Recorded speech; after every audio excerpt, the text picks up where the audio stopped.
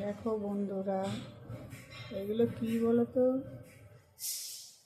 এগুলো হচ্ছে গাব পাতা। তোমাদের কি নাম বলে জানাবে।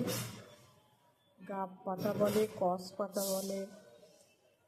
মোচার মতো খেতে লাগে। আজকে এগুলো ঘন্ট করব আলু বেগুন দিয়ে। এটা এখন ভাপিয়ে ফেলে দেবো,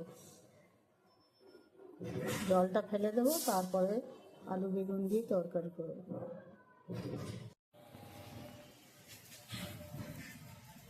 এই যে আমার গাব পাতার তরকারি হয়ে গেছে। এটা এখন শুকনো শুকনো করতে হবে।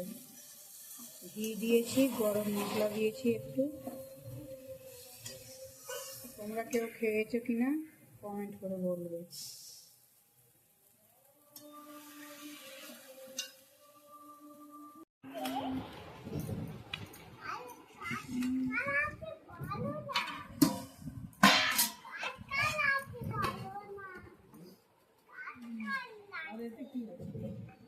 মাছের ঝাল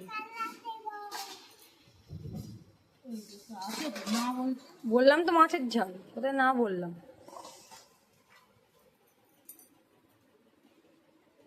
এই ভিডিওটা আমাকে পাঠিয়ে দিও।